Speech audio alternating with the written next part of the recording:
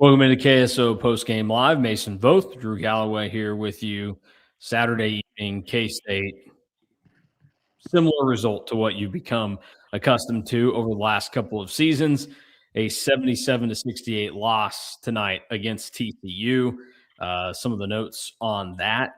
K-State now sits with 18 losses overall. They have 14 Big 12 losses.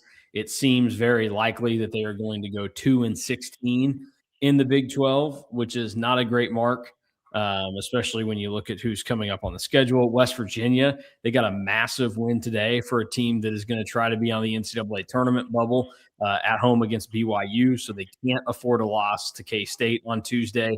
I imagine they're pretty hungry. And then K-State obviously has to go to Allen Fieldhouse next Saturday, which could be an absolute bloodbath for a number of things. So yeah, because K-State's winning that game by 20. Yeah.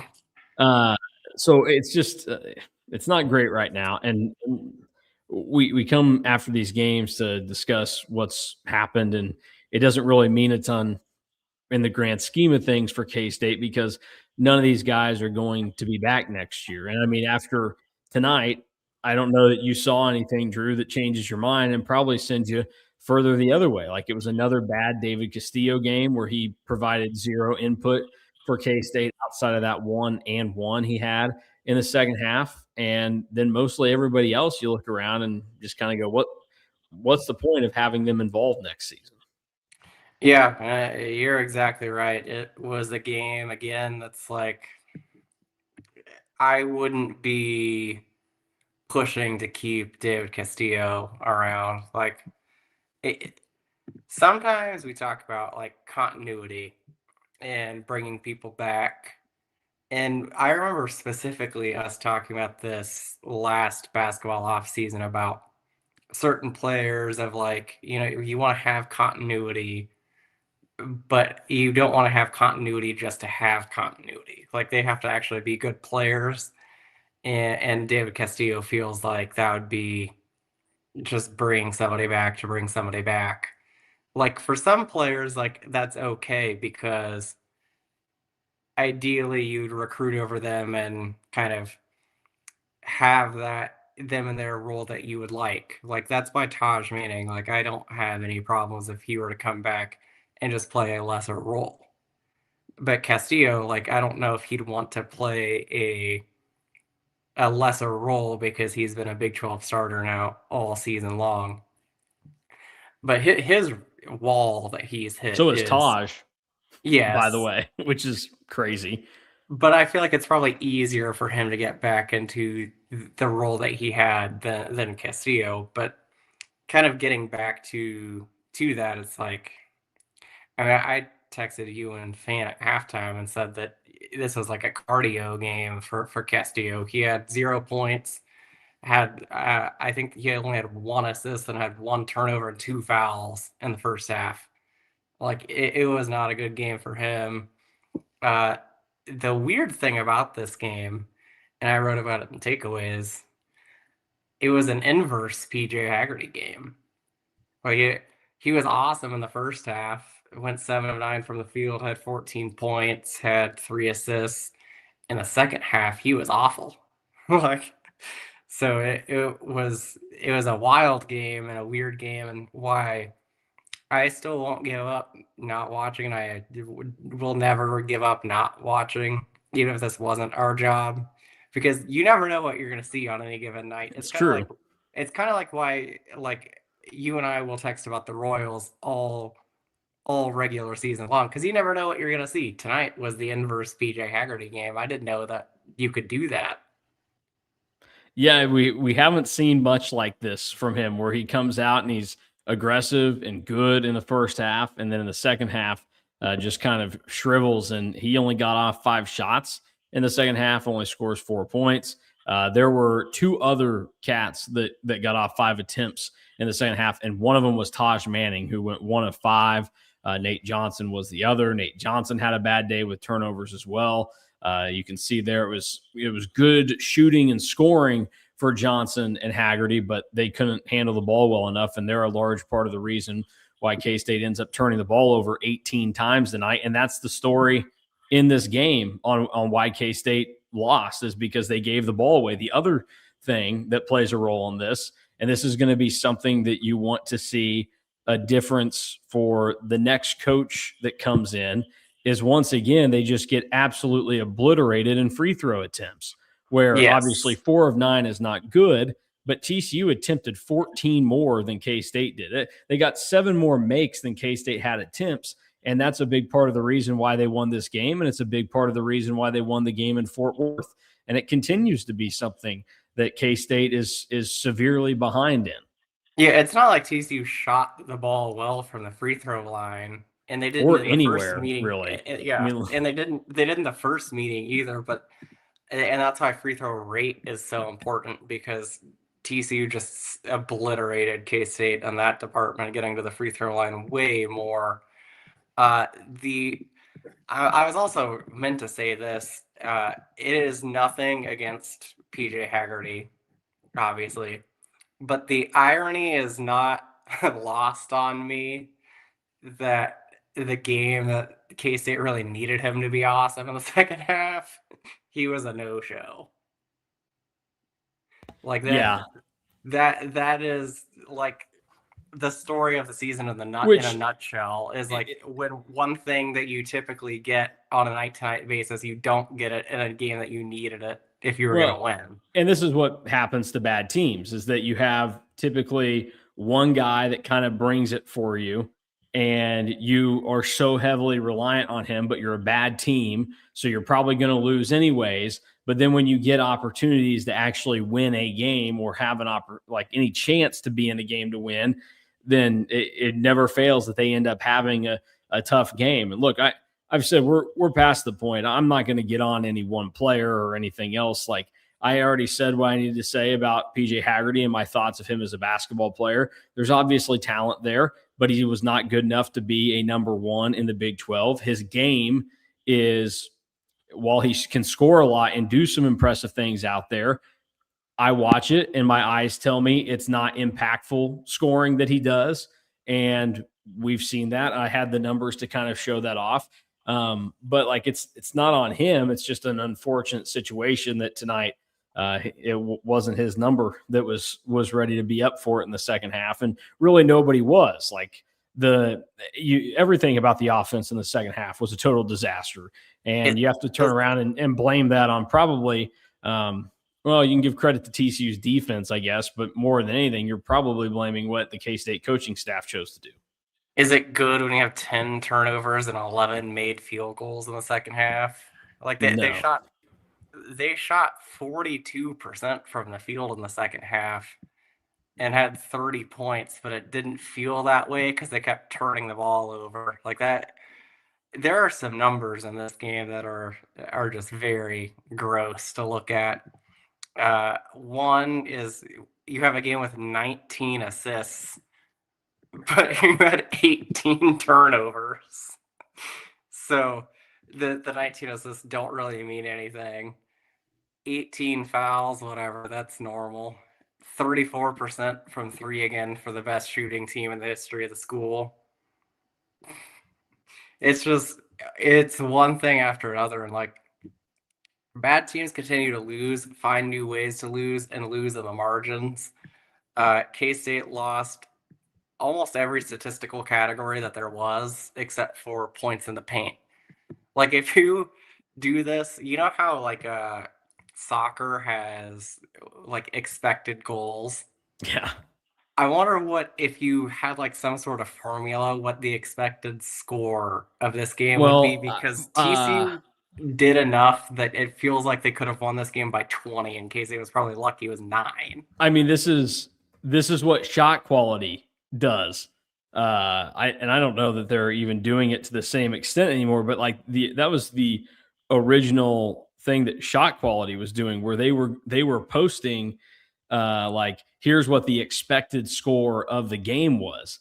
And so you would get, based off of what a team usually does, the types of looks that they got, it would spit something like that out for you. Now, the thing that would probably be hard for it to deem K-State with is the fact that they're always letting their opponent shoot more free throws, which are typically high quality shots there. just in the name of fairness and to point something out, Drew, plus minus, we've been watching it a lot the last week. Do you know who Yeah, had the best plus minus on the team tonight? it was CJ tonight. CJ Jones, +6 when he was on the floor tonight in his 20 minutes. The worst plus minus belonged to Nate Johnson. He had a -13. The next worst was Castillo with -9. So, again, that's one of those where it sticks out where K-State was losing something when Johnson was on the floor, which makes sense because he turned it over 6 times, and his defense hasn't been to the caliber that maybe we expected, getting a guy that was his league defensive player of the year last season. Do you know how hard it is for a team to lose points off turnovers by 22 points when the other team also turns it over 8 times to your 18? Like, it is pretty crazy. Like that is pretty wild to look at. But like I'm looking at this bench points. TCU wins by 11. Points in the paint, K-State actually won by 4. Points off turnovers, TCU won by 22. Turnovers, K-State had 10 more. Second chance points was 15-4 TCU. Offensive rebounds was 11-5 TCU, and fast break points were 13-11 TCU. Like this was much closer to a 20-point game than 9. Yeah, it wasn't good for K-State in there. And by the way, TCU is not a good team. We've watched them twice. I was talking with some people kind of about like what TCU kind of reminds me of. And do you know who I said they remind me of? It's a cross-sport reference. Who TCU reminds you of? It's one specific player. Oh. Big 12? Yes. Max Duggan? No. Would it be Josh Hoover? No, but it's Brennan Thorsby. Okay, like, if you were going team, I was thinking of Cincinnati, but it's the cross sport of like you can't tell me that we happen to see Brennan Thorsby's worst game of his career against Cincinnati when K-State played them 2 years ago, and you can't tell me that these are like the 2 of like TCU's 4 worst games. We just happened to see them. Like there's no way. Yeah, that's a good point. Yeah, I'm with you. Like TCU is weird because obviously when you're 19-10 and 9-7, K-State's showing that that's not easy. But TCU also, we saw how they blew that game in Allen Fieldhouse. They lost to Utah this season. They're one of Utah's only 2 wins this year. They've been they lost by 26 at Colorado. They've been a hard team to figure out because they also have wins over Iowa State. They've handled their business elsewhere. So it's pretty bizarre what they've done. And they're going to finish with Tech and Cincinnati, which I don't think they'll beat Tech, but Tech's 3-0 without JT Toppin. So now you start to go like, are they going to have some wasted energy and maybe TCU steals one? I don't know, but kind of fascinating to see how things worked out to this point in time for everything. But yeah, not a great game for K-State. Again, most of it doesn't matter. We'll probably be more fascinated in getting whatever out of Matthew Driscoll after the game this evening to see how that kind of plays out and what goes down there. I do want to bring attention to obviously we talked CJ Jones. His plus minus goes up 6 minutes or +6 in his 20 minutes. Andre Kostic only gets 13 minutes tonight, and Elias Rapiak only gets 16 minutes. Guys that we've determined kind of can help the team. Now, I will say this. For Kostic tonight, he turned the ball over 3 times in those 13 minutes, so that's not great. He also was in the middle of the fray and some defensive meltdowns that, again, I don't know that are totally his fault, and I've harped for a long time on this staff's approach to defense for guys and costing them points. So I'm not saying that he was great tonight, but again, just 2 guys that at this point in the season, I think it would be better having them out there because even if CJ Jones wasn't a costly player to have on the floor tonight, although I would argue CJ Jones taking 3 threes and missing all of them, those are effectively turnovers because was it Fan that said he's under 20% from three now on the season? Yeah, he's under 20% now on. So that is a turnover, taking a bad shot like that. But I think it impacts the offense when you have a guy out there that, like these guys playing, they can't be idiots. They have to know that CJ Jones is not a capable offensive player. And so when you're looking in a game that offense is kind of important because it's going to be a little low scoring, you would like to have some guys that can maybe throw it in the ocean. And CJ Jones is not that guy.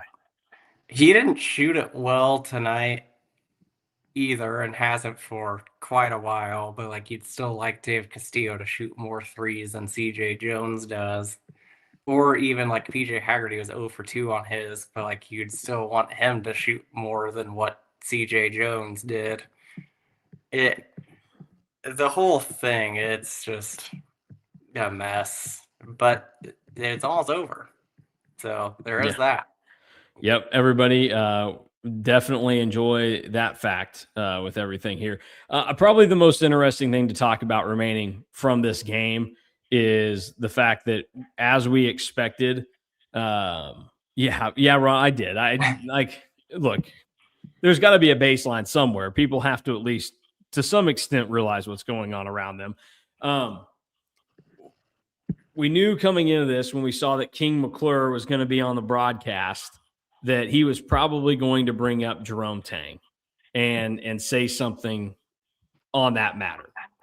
He did. And of course, it went the way that you would have expected. He's also doing the game with Mark Neely, who was the guy that was doing the game with Miles Simon against Baylor that defended Jerome Tang's side and was, on K-State or whatever. So we kind of expected this to happen. Again, what is said there, while the Tang camp might try to use it for his case, I don't think it's going to have any actual bearing on the outcome here. But it is very annoying to continue to hear this, especially when it's people like King McClure that have a very deep personal tie to Jerome Tang, where it's like, no wonder that you've always had great interactions with Jerome Tang and he's been awesome to you. It's because you were providing him a very good service of being one of the better players on a Baylor basketball team. And like, you are in his inner circle. And as we've seen, the Baylor basketball family, that is the number one thing they care about, is their guys in there. But helicoptering in and defending your guy, I don't think you have the full scope of things, because there are a lot of people around the world that do things poorly, but they're going to get defended by their family members or whoever else. So much of what you do is judged by the outside and what that perception of you is. And I know that through this process, there have been some people that are still very much staunch defenders of Jerome Tang, the person. Like I've said, I'm not going to go one way or the other on that. I know how I feel personally. I know how I have perceived my interactions with Jerome Tang to be. And like, I'll just say, I don't think they align with the people that maybe when it was convenient for Jerome Tang to be really kind or, overly nice to you.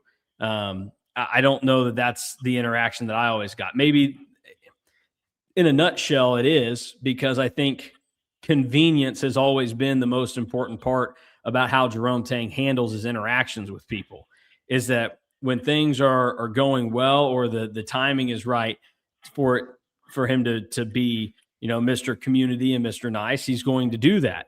But at the first sign of trouble, and this is something that we have seen and kind of alluded to when the Dream Dowling thing was going around after the game against Colorado, there has been plenty of cold shoulders from this staff during that time. So I'm not surprised that King McClure handled it the way that he did, but he's not the guy that is going to give you an answer one way or the other. Because what some people probably fail to realize in all this is the Jerome Tang thing does not matter to me anymore. He's not going to coach at K-State anymore. So it's not going to impact who the basketball coach is of the school that, directly impacts not just Drew and I emotionally, but also financially, because K-State being this product that you all consume is what leads to us getting to have this job and do it. So whatever, it's not tied to that anymore. and I could care less about what happens, or couldn't care less about what happens moving forward for Jerome Tang. If good things happen, bad things happen, whatever. But like, I don't have a personal interest in this. Plus, it's not going to be my money that Gene Taylor is taking to pay Jerome Tang the buyout if it gets to that point. So it really doesn't matter to me. So when I say this, like, I don't think that I have a side one way or the other in this, but my perception tends to side a little bit more with K-State in this process. It is just interesting, and we pointed this out when we saw that they were doing the game, that they were probably going to say something. But it is interesting, and I wonder, Tuesday's game's on ESPN Plus, so who knows who will be calling that. But you would probably think K-State, even though it doesn't really matter to them in terms of court or anything, but you'd imagine that now that Mark Neely has done it twice in 4 games and is the only one who has interjected his own commentary in it and brought the analyst commentary into it, you would think that that probably is going to be something that they work to not have for Tuesday's game. You would think. And like, I get it. Like, I do if you're King McClure. But like, he basically was like, Jerome Tang's a nice guy, and ended it there. And like, called it like a something like against his character. Well, if you're saying that this is against his character, number one, you are one of the more biased people in the media when it comes to something like this, because you played for Jerome Tang and Baylor. Yeah. Number two, if this is something against Jerome Tang's character, why then would like Gene Taylor and K-State's character not matter? Because how are you not bashing their character and you're calling the game? Like, that is kind of where I draw the line in the sand there, of like, if you're calling the game, shut up and just call the game. I hate when commentators talk about other games during their own game. I got to point out, I thought about this during the game when they popped up the NBA draft graphic of Acuff at Arkansas. I was thinking, like, how dumb is this? It's taking up over a quarter of the screen.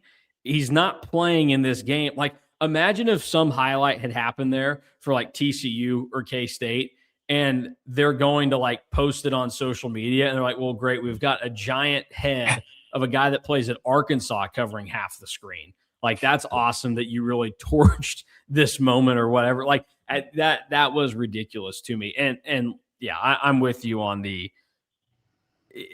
in this specific circumstance.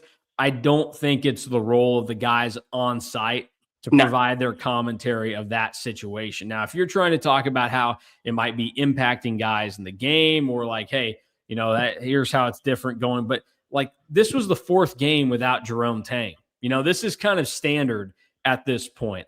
Nobody's really talking about this anymore outside of us, but we keep bringing it up only because Matthew Driscoll brings it up every press conference, or the game announcers are saying something about it.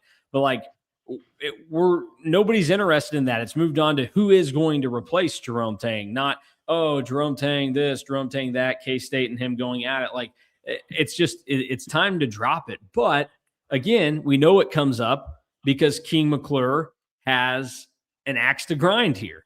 He has a very, very personal side in all this, which then highlights why we've discussed that it may be a real problem that Matthew Driscoll keeps doing these post-game press conferences, because he also has that in here. Because it's not just that Jerome Tang and him are close, but it's also the fact that Jerome Tang getting axed by K-State means that Matthew Driscoll's lost a job as well. So like, he's got multiple things at play here that would drive him to wanting to prop up Tang and maybe twist the knife a little bit, if not unintentionally, towards K-State.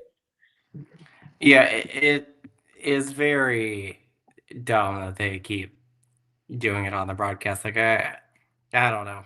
If this was 2.5 weeks ago, whatever. Now it's game 4. Are they going to play 7 games without Jerome Tang in Big 12 play, and had him for what is it ended up being, like 13 or 12? Like, it really, is like, okay, especially when you are that close to a situation like King McClure. Like, nobody watching that game was surprised by what King McClure had to say. Yeah.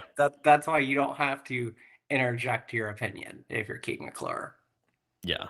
All right. Well, nothing else to discuss about this game. If you want a little look ahead, the shakeup today with the Big 12 got a little interesting because of some unexpected results. Texas Tech went on the road without JT Toppin and beat Iowa State, which now means Iowa State is looking at probably playing on Wednesday of the Big 12 tournament. That would put them as the very first game of the day on Wednesday. Arizona State handily beat Utah at home. It was a pretty comfortable game for them. So Utah and K-State are still tied at the bottom. That means K-State would play that third game on loser day, Tuesday. But because West Virginia beat BYU, BYU is currently the 10 seed in the Big 12 tournament. Now, this is assuming that Baylor There's beats no movement. UCF, who is currently Baylor's up by like 9 right now on the road in Orlando, getting close to halftime, I think. And yes, that is as it would be today. Now, we're also not stupid. We know that games are going to be played, which we assume K-State probably not winning again would be the assumption.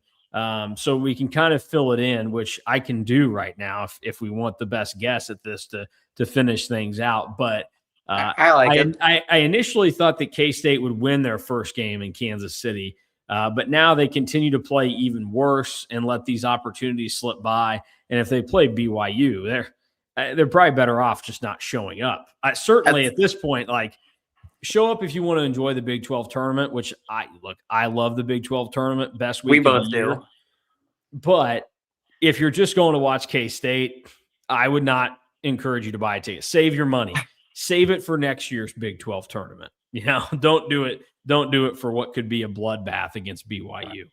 Do you want to do some b-ball dot not nothing I'm on it. I'll fill this sucker in. Here's the thing. There are some games to close out this final week that aren't very cut and dry. Like Arizona, Iowa State's going to be fascinating on Monday. KU will win at Arizona State. They're terrible, but like UCF and Oklahoma State. And again, this is where I tell you, shut this off if you're going to get bored and you're going to complain about it. I'm warning you ahead of time. This is just two dudes talking, hashing it out, trying to, play make believe. UCF, Oklahoma State, like that could be one way or the other, but UCF kind of is going to have to win that game, right? Like they thought that their win at BYU was going to prop them up. Now I think can you share your screen for the people? I can share my screen for the people. I love to do this. The people is also me because you're talking and I'm like trying to visualize it in my head, but it is not. It's not working. There you go. Let me pull this off there. Make it clean for you. Yeah. You want this bigger? I'll go full screen. How about that? Oh, okay. Yeah. Okay. So we'll go. Yeah. Okay. We'll say Arizona wins at home. They've been pretty good this year. If you're not accustomed to that, Tech will beat TCU at home probably. Utah, Colorado. I'm still going Buffs. All right, and then Houston will kill Baylor. Cincinnati, BYU. I mean, that's a real not a loser leaves town game, but Cincinnati kind of needs it. I tell you what, I'm gonna pick Wes Miller. I think the guy's hot, which then means we kind of have to pick him on Saturday, right? Yeah, against TCU. Yeah, just for the heck of it. TCU low key are like two of the hottest teams in the Big 12 right now. And as we've stated, I desperately need Cincinnati to win that game to keep the TCU 500 or worse streak alive. Houston will win in Stillwater. Arizona will win against Colorado. This is fascinating one, no Toppin, but I can't believe they would win all these games without JT Toppin, right? They got to lose at some point. So are you picking TCU or BYU? We'll let the Cougs take that one. And then those are terrible teams. Okay. And then West Virginia. I'm going to give it to UCF. Let them have their fun. I don't know how much it'll impact. There you go. That's what it'll look like now. Oh, look, the frogs again. Just what we would like to see. Okay, so there you go. That was really all we had. Didn't do a whole lot for us there, but it does pretty much confirm that Iowa State's going to be on that second day, which means it's going to be crazy. There's a chance that this was done intentionally by Iowa State because we know how much they love Kansas City in the Big 12 tournament, which, look, you can clown on Iowa State fans all you want for their spring break being spent in Kansas City, Missouri. But we also know that this is the only thing that like I would ever want to spend a week of my life doing is the Big 12 tournament. So they're not losers for it, but it is like I also have standards where I'm going for basketball. You know, we can try to say that Iowa State's doing it because they just love KC Mo that much, which it's gonna get crazy. Like the fact that BYU could be playing on loser day is insane. yeah, it's it'll be look at that Holy War on loser day. I mean, that Those just are would spice four. up Those are T-Mobile four Center. awful games that are going to be played on Tuesday. They really are. It's fitting for what's coming. All right. Well, any final words from today, Drew, that you need to get off your chest from this bad loss? No, just that it's almost over, folks. It's still awesome that people are active in the chat, so I appreciate that. But there's 3 more, at least. The season might end like 9 days from now, so that's something. Yeah. How about it? And you gotta probably root for Cincinnati still, because if they keep Wes Miller, does that push Jared Calhoun to K-State? It very well could. Very well could. We'll have the post game up from K-State and Matthew Driscoll as soon as it finishes. That has just started going on and rolling through. So we'll have that up for you. As it stands right now, nothing insane has been said. So we've got that going. Driscoll did say that Abdi Bashir is close to a return, but since it's a foot thing, it's really touchy and he's day to day, and we'll see how that ends up going. He did also say that Doreen Buka could be back in action next week. So, hey, Cats might be at full strength for Kansas City. They're ready to go on a run, Drew. So, yay. DY better book a hotel room for Saturday night because the Cats are there. All right. We'll get out of here. We'll talk to you all on Tuesday night after K-State and West Virginia play. That game, it'll be more of a normal time, 7 o'clock. First conference game on ESPN Plus all year, Tuesday night. So the only time that you're going to have to dust off ESPN Plus for league play is against West Virginia. So we will have that. We'll probably be live for 9:15, 9:30, I would imagine. I'll throw this in because it tracks with the game on Tuesday being ESPN Plus. Are you buying people hot dogs? No, but I was going to say that the 5:30/6:30 Eastern time, I did enjoy that because that meant that the game actually started on TV at the correct time. Yeah, I did not. That was like right in the middle of bedtime action and nonsense. So that was, not great. 5:30 is a weird time to start games. It is. I'm okay with 7:30. Yeah, I tell you what though, we need to get back in the flow of a couple 6 o'clock midweek games for K-State next year. Bring those back, TV. And then I regret to inform you all, we will be in Allen Fieldhouse next Saturday for a 1 o'clock game for K-State KU. We'll be live after that game. I'm sure that will be a real treat. But you never know what breaks out there because Jim Woldridge, he won in that building his last year. A fight broke out one year as well after I was one of like only 3 media members. It was still in our seats. The game was a blowout. It was getting down to the final moments, and it's kind of a maze to get down to the press conference room. So a bunch of people had already left. And so I'm just kind of standing there waiting because, whatever, finish the game. And all of a sudden, there's punches, there's stools. It's a melee down there. And then we had the Jerome Tang year. Was it his first year or the second one?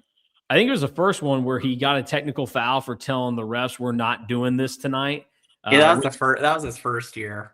Great line, like really set the tone there.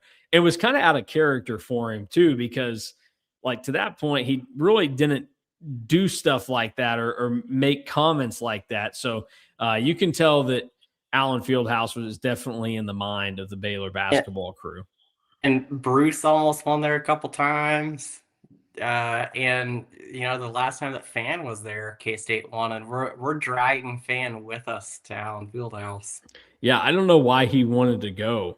Maybe he's got like a sixth sense or something that has him lined up. And then we'll be live next week after all of K-State's games in Kansas City.